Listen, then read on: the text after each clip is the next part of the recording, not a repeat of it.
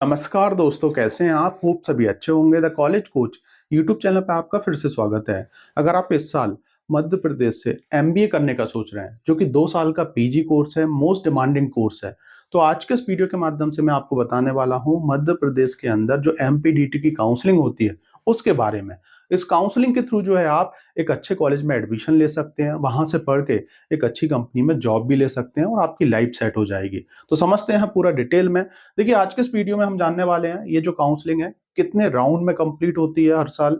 इसके अलावा जो फर्स्ट राउंड होगा इसमें कितनी स्टेप्स होती हैं, हर एक स्टेप को मैं प्रॉपर तरीके से एक्सप्लेन करूंगा। आपको हर एक राउंड में कितनी फीस लगने वाली है, बेसिक एलिजिबिलिटी क्राइटेरिया क्या रहने वाला है। इसके अलावा जो फर्स्ट राउंड है वो किसके बेस पे होगा, सेकेंड राउंड किसके बेस पे होगा, ये भी आज हम जानेंगे।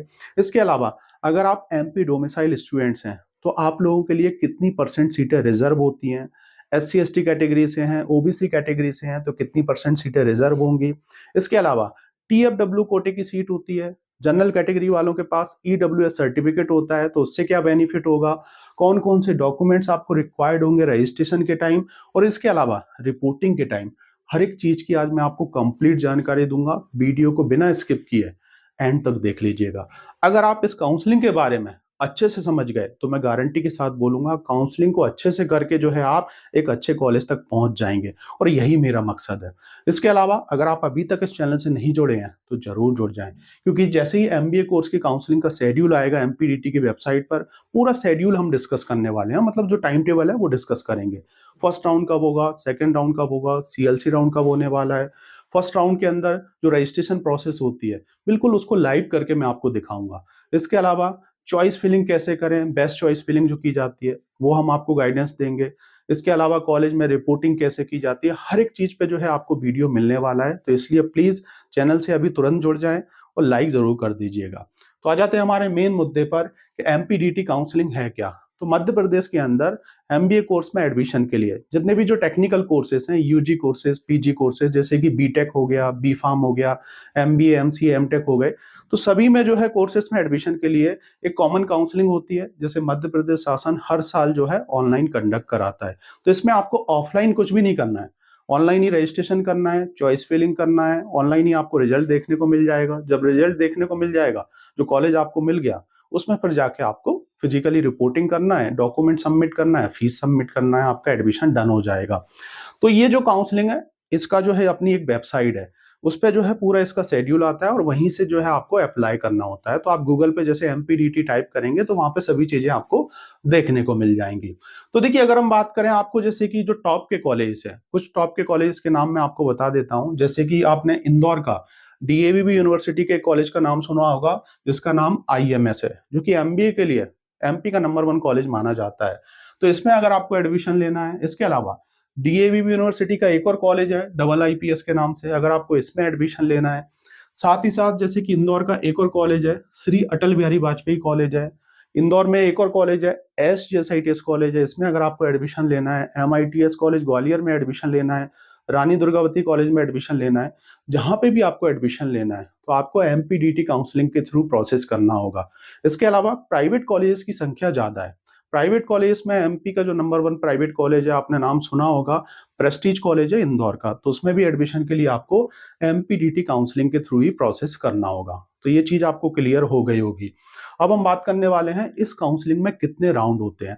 तो हर साल जो है एमपीडीटी की वेबसाइट पर जब इसका शेड्यूल आता है तो ये जो काउंसलिंग है 3 राउंड में कंप्लीट होती है। फर्स्ट राउंड, सेकेंड राउंड और सीएलसी राउंड। तो सीएलसी राउंड जो है आपका सबसे लास्ट का राउंड होता है। फर्स्ट राउंड और जो सेकंड राउंड होते हैं ये सिमिलर राउंड होते हैं, मतलब इनके अंदर जो प्रोसेस होती है वो सेम होती है। और सीएलसी राउंड जो होता है ये थोड़ा सा अलग होता है। तो सबसे पहले हम बात करने वाले हैं फर्स्ट राउंड के बारे में। तो जो फर्स्ट राउंड होगा वो सिर्फ सीमेट एग्जाम के बेस पे ही होने वाला है। तो अगर आपने सीमेट एग्जाम दे रखा है तो इसी के बेस पे जो है आप अच्छे गवर्नमेंट कॉलेज में एडमिशन ले पाएंगे और एक अच्छे प्राइवेट कॉलेज को टारगेट कर पाएंगे, जो कॉलेज के नाम मैंने आपको बताया। तो ये रिक्वायर्ड होगा सीमेट एग्जाम। अगर आप जैसे कि किसी पर्टिकुलर प्राइवेट कॉलेज में एडमिशन लेने का सोच रहे हैं, आप जॉब कर रहे हैं, नॉन अटेंडिंग करना चाह रहे हैं या आप ऐसे ही करना चाह रहे हैं, तो फिर जो है आप सेकंड राउंड और सीएलसी राउंड में जो है किसी पर्टिकुलर कॉलेज में एडमिशन ले सकते हैं। लेकिन अगर आपको रेगुलर एमबीए करना है, एक अच्छे कॉलेज से एमबीए करना है, तो उसके लिए जो है आपको सीमेट एग्जाम देना होगा और उसी के बेस पे जो है आपको एक अच्छे कॉलेज में एडमिशन मिलेगा। अब हम बात करने वाले हैं फर्स्ट राउंड के अंदर टोटल 6 स्टेप होती हैं। सबसे पहली स्टेप होती है आपका रजिस्ट्रेशन। ये जो काउंसलिंग है, 2 ढाई महीने पूरी काउंसलिंग चलती है। पहला राउंड जो है थोड़ा-सा लंबा राउंड होता है। सेकंड राउंड की अगर हम बात करें तो 15-20 दिन चलता है और सीएलसी राउंड की अगर हम बात करें तो ये 3-3 4-4 दिन का राउंड होता है और कंप्लीट हो जाता है। तो जो पहला राउंड है इसमें सबसे पहले आपको रजिस्ट्रेशन करना होगा। रजिस्ट्रेशन ऑनलाइन ही करना होता है। उसमें आपको 5-6 ऑनलाइन फॉर्म फिल करना होते हैं। कुछ डॉक्यूमेंट्स भी अपलोड करना होंगे। जैसे ही आप फॉर्म फिल करोगे तो फॉर्म जो है नियरेस्ट हेल्प सेंटर पे जाता है वेरिफिकेशन पर्पस के लिए और जो हेल्प सेंटर अधिकारी होते हैं उसको वेरीफाई कर देते हैं। देन उसके बाद फिर आप चॉइस फिलिंग कर पाते हैं। तो रजिस्ट्रेशन जो है पूरा आपका ऑनलाइन होने वाला है।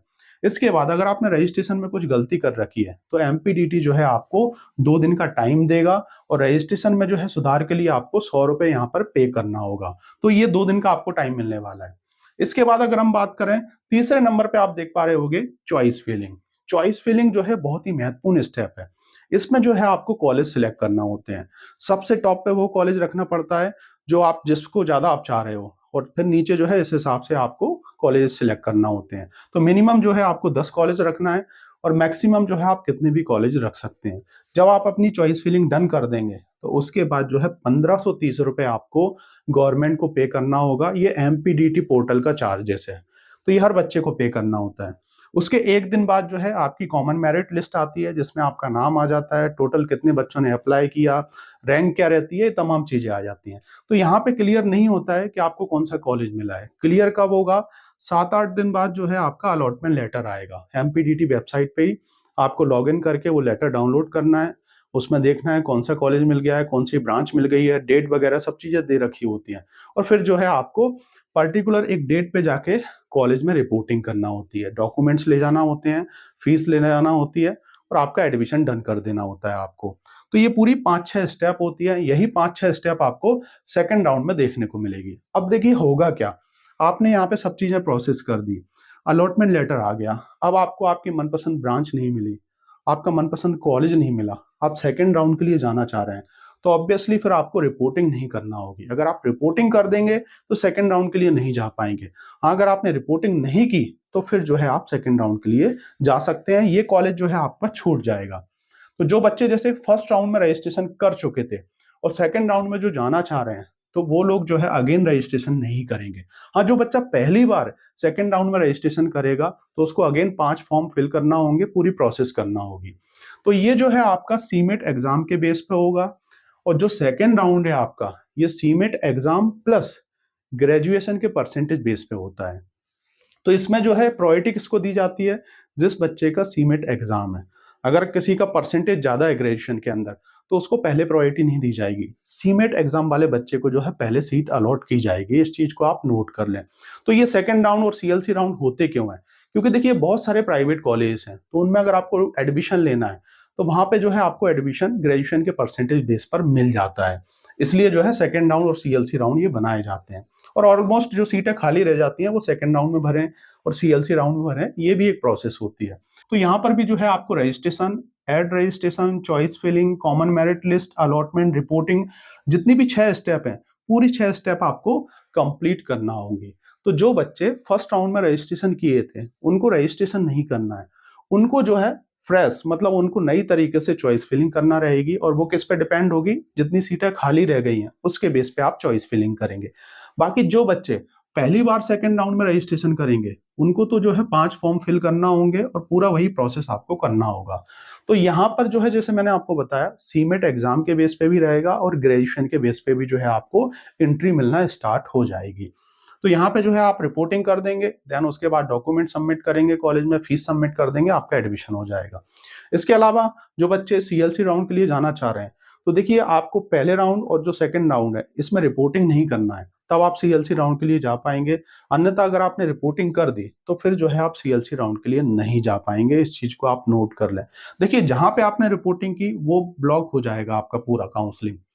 तो सोच समझ के चीजें आपको करना होती हैं, इसलिए हम लोग जो है पेड काउंसलिंग भी प्रोवाइड कराते हैं। प्रॉपर तरीके से हर साल जो है हम पेड काउंसलिंग करते हैं, जिसमें सब काम हम करके देंगे आपको।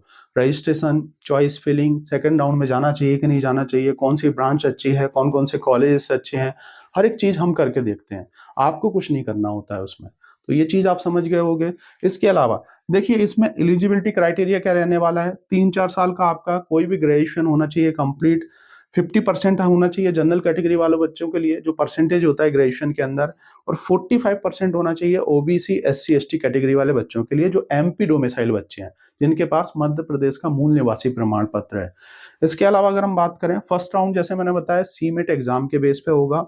90% सीटें जो है एमपी के बच्चों के लिए रहती हैं। इसके अलावा 5% सीटें जो है अदर स्टेट के बच्चों के लिए रहेंगी। और 5% सीटें जो है आपकी एनआरआई कोटे की सीट होती हैं। बाहर जो मतलब किसी अदर कंट्री से जो बच्चे हैं, अगर वो सीट नहीं भरती हैं तो फिर जो है एमपी के बच्चों के लिए वो सीट चली जाती हैं।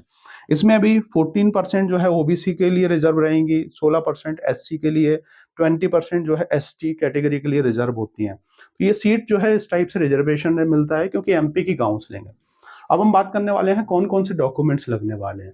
तो रजिस्ट्रेशन जब आप करेंगे तो 10th की डिटेल, 12th की डिटेल, ग्रेजुएशन की डिटेल लगेगी। इसके अलावा एमपी डोमिसाइल मध्य प्रदेश का जो मूल निवासी प्रमाण पत्र है उससे नंबर डलेगा। कैटेगरी सर्टिफिकेट लगने वाला है, अगर आप किसी कैटेगरी से बिलोंग करते हैं। इनकम सर्टिफिकेट लगेगा। ईडब्ल्यूएस, जो बच्चे जैसे कि जनरल कैटेगरी के हैं, ईडब्ल्यूएस के लिए अप्लाई करना चाह रहे हैं, तो आपको जो है सर्टिफिकेट लगेगा, वो अपलोड भी करना होगा। जितने भी जो सर्टिफिकेट्स हैं स्कैन करके आपको अपलोड करना होते हैं, और हेल्प सेंटर पे जाते हैं वो वेरीफाई होने के लिए। इसके अलावा समग्र आईडी, ईमेल आईडी, आपके मोबाइल नंबर लगेंगे, आधार कार्ड से एड्रेस जाएगा, फोटो जाएगा आपका। सीमेट एग्जाम से फोटो वहीं से आ जाता है, लेकिन जब आप ग्रेजुएशन के बेस पे अप्लाई करेंगे तो आपको फोटो खुद ही अपलोड करना होगा। तो ये तमाम जो है आपको डॉक्यूमेंट्स लगने वाले हैं, और इनसे डिटेल जाएगी उसमें पूरी। इसके अलावा टीसी, माइग्रेशन और जो गैप सर्टिफिकेट होता है, अगर आपका गैप है ग्रेजुएशन में, तो जो है आपको ये सब ओरिजिनल सबमिट करना होते हैं कब, रिपोर्टिंग के टाइम। और इन सब की जो है आपको 2 सेट फोटोकॉपी भी सबमिट करना होती है, और फीस सबमिट करना होती है। जब आपको कॉलेज मिल जाएगा यहाँ पर और आप रिपोर्टिंग करने जाएंगे, तो आपको ये डॉक्यूमेंट सबमिट भी करना होंगे। तो यहाँ पर जो है आपको, जैसे जो ग्रेजुएशन है, ग्रेजुएशन की आपकी फाइनल ईयर की जो मार्कशीट है उसकी पूरी डिटेल लगेगी, और वही मार्कशीट जो है आपकी अपलोड होने वाली है। कभी अगर जैसे कुछ दिक्कत होती है तो वो आपसे बोल देता है कि सभी सेमेस्टर की मार्कशीट अपलोड करें, तो उनको फिर एक साथ जो है अटैच करके आपको अपलोड करना होती है। या फाइनल ईयर से अगर आपका काम हो जाता है तो कोई दिक्कत नहीं है। बाकी ग्रेजुएशन आपका कंप्लीट चाहिए। ऐसा नहीं कि आप 5th सेम में है, 6th सेम में रिजल्ट नहीं आया तो काउंसलिंग नहीं कर पाएंगे। इस चीज को आप नोट कर लें। तो ये बेसिक चीजें मैंने आपको बताने की कोशिश की है। और जनरली जैसे मैंने आपको बताया, अच्छा कॉलेज अगर आपको टारगेट करना है, गवर्नमेंट कॉलेज टारगेट करना है, जो टॉप के गवर्नमेंट कॉलेज हैं, तो सीमेट एग्जाम के बेस पे भर जाते हैं। और प्राइवेट कॉलेज भी सीमेट एग्जाम के बेस पे भर जाते हैं।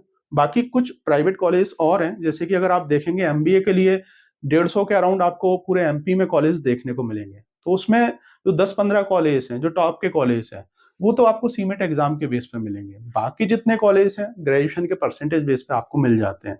उसमें भी बहुत से ऐसे कॉलेज हैं, अगर आप जॉब कर रहे हैं तो आपको नॉन अटेंडिंग के साथ एमबीए वगैरह कोर्स करा देते हैं, आपको एग्जाम देने जाना है, इस टाइप से चलता रहता है। आप वो देख लीजिएगा, सर्च कर लीजिएगा इस हिसाब से। बाकी आप होप ये काउंसलिंग के बारे में पूरा समझ गए होंगे। आने वाले टाइम में मैं आपको और भी बहुत सारी ऐसी जानकारी प्रोवाइड कराता रहूंगा। अगर आप हमसे पेड काउंसलिंग लेना चाह रहे हैं तो हमारे कॉन्टैक्ट नंबर पे कॉल कर लीजिएगा, मैसेज कर दीजिएगा। और बाकी जो कॉलेजेस के रिव्यू हैं, इससे जुड़ी और भी बहुत सारी जानकारी, जो स्पेसिफिक एमबीए कोर्स से जुड़ी हुई जानकारी है, आगे भी मैं आपको प्रोवाइड कराता रहूंगा। Thank you for watching this video. मिलते हैं नेक्स्ट वीडियो में कुछ अदर इन्फॉर्मेटिव वीडियो के साथ, जो कि होने वाला है सिर्फ और सिर्फ आपके लिए हेल्पफुल।